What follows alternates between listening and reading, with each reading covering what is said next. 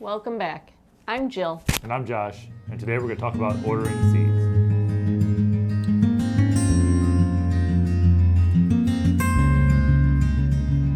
You know how after Christmas everyone says there's nothing left about winter to enjoy? That's when we start planning the garden.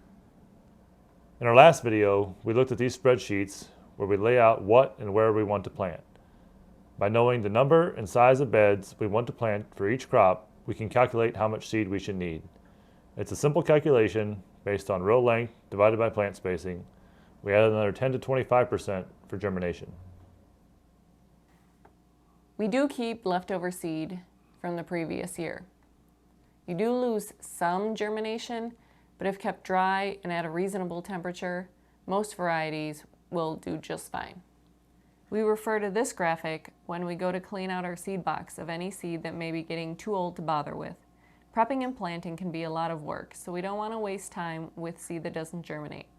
We save some of our own seed, like this sunflower, for example, and lots of other ornamental plants, but in general, growing vegetables for seed and growing them to eat are two different processes, and we like to focus on the latter.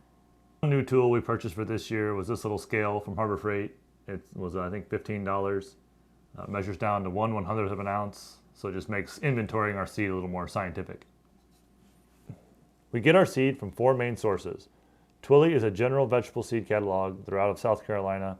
They have pretty good pricing, good variety. Ordering with them was a little bit old school. We fill out a paper form and email it to them, and 3 or 4 business days later, they email us back with confirming our order and a ship date. Next is Baker Creek. They are in southwestern Missouri, about a 4-hour drive from us. Last fall, we actually drove there and attended their Fall Harvest Festival and purchased seeds on site. They give discounts during that festival, and we bought all of our seeds from them this year at that event. They have a lot of heirloom varieties and stuff that you don't find anywhere else. The third place we get stuff from is Fedco. I started getting stuff here when I ordered some specialty potatoes from them. They have a large selection and a lot of fun anecdotes and hand drawings in their catalog, as well as some useful charts and graphics. They're out of Maine. They also have a website where we place our order. The last place we get seeds from is Johnny's Selected Seeds. They're a very well-known supplier in the market garden business. Along with a big selection of vegetables, they also sell supplies like row covers and shade cloths. We get some of our stuff from them.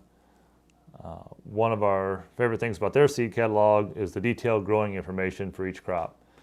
Things like conditions, seed spacing, germination temperatures, as well as some growing and harvest best practices based on market garden scale growing.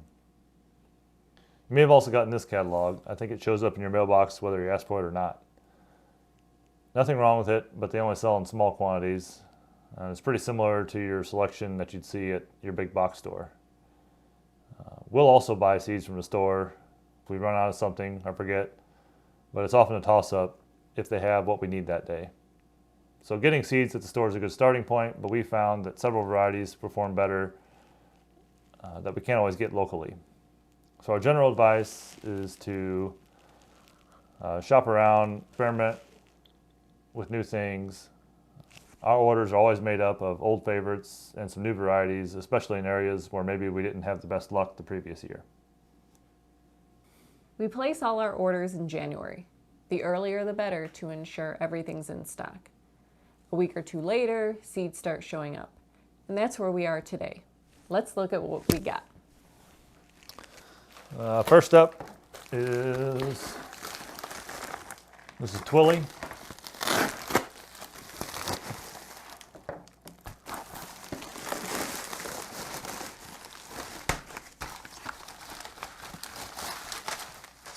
Boy. Yeah, so we were expecting sweet corn seed, but clearly we ordered a little more from Twilly than we remember. Yeah, I always like to check the packing slip. For example, they've got a couple of back-ordered items here, a couple of substitutions. We just want to make sure that it's not anything that is going to hold us back or we need to get reordered. Got some beans. All right. green- beets, beans, cantaloupe, cucumber, okra. Yeah, we order a lot of our bell peppers and hot peppers from them. So we got some, just all sorts of, we're trying, we really liked our cayenne peppers last year, so we're gonna try to grow some more of those. We've got some different jalapenos, cherry, large hot, some bell peppers. Oh, we also get our watermelon seeds from them. They have a good prices on their seedless watermelon. So we'll go into that later, but there's some special considerations when you grow seedless watermelon, obviously. Yeah. And melons and squash, cucumbers. That's Twilly. Next up is Fedco. These are the people out of Maine.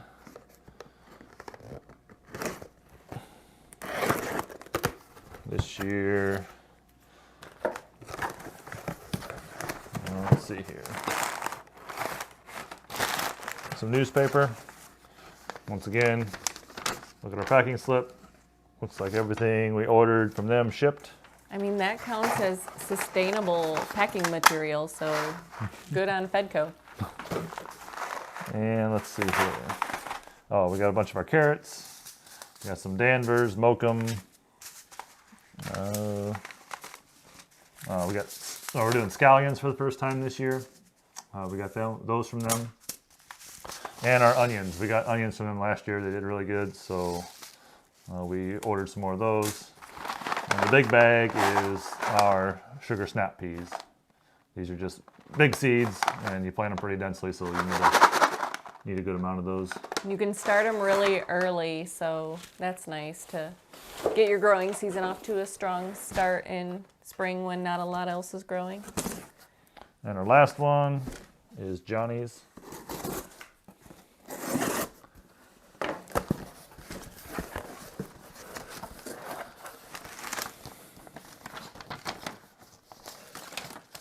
Packing list looks like, once again, they were 100%.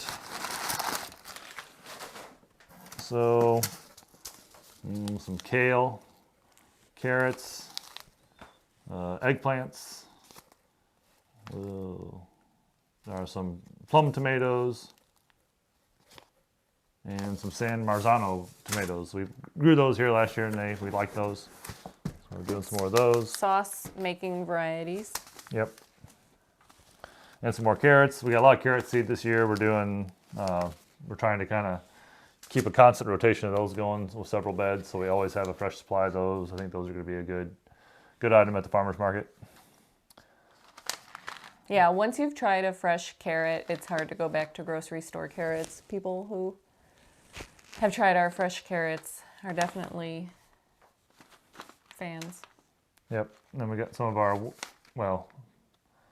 winter squash, so butternut. We also did some spaghetti squash.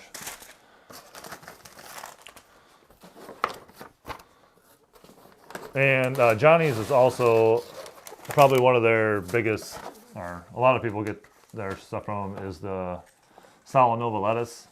Is something they specialize in. So we got all of that from them. That's another crop that we're going to be growing a lot of rotations of. So we have quite a bit of seed here.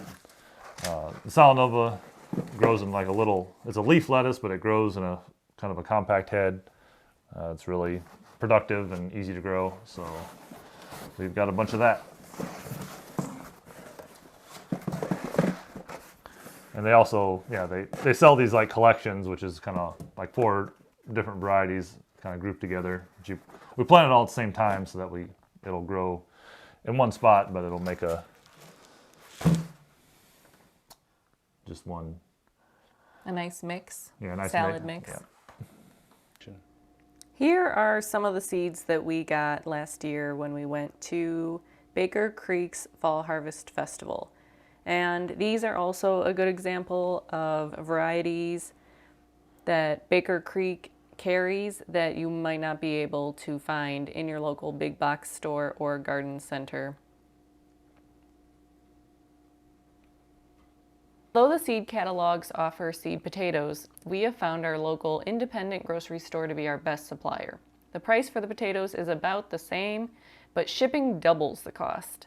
Instead, we just make arrangements with management and they call when the potatoes come in on the truck with their shipment and we go pick them up. Period. Our sweet potatoes are grown from starts we do off last year's crop. Sweet potatoes store extremely well, so this is a great cost savings, but you have to start early when most gardeners aren't even thinking about the garden yet. We start ours on Valentine's Day. And you want to grab the box? So with all this, we're not the first people to think of this, but we use a, it's actually made for like snapshot photos storage. Back when people had cameras that used film and printed pictures. You had print pictures. Yeah, so we used a little, it has 1, 2, 3, 4, 5, 6, 7, 8, 20 of these little boxes inside of this big box. So it lets us separate out all of our seeds, and we put a little label on here of what's in each one. So it's really quick, because when we're out in the greenhouse, we like to plant a lot of stuff at once, and we don't want to miss, you know, some variety that we had. So this makes and this kind of keeps it dry and out of the way while you're planting or doing whatever, so that it's not getting mixed in with dirt and water. It's nice to just grab your box of seed and take it out there with you.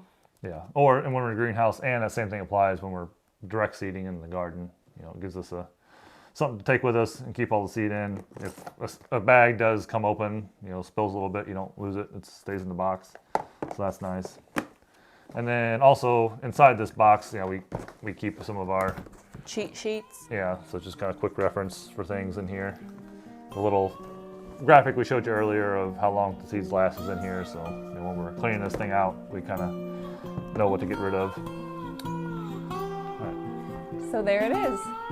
Next up, we'll be expanding the greenhouse and showing you which seeds we start first.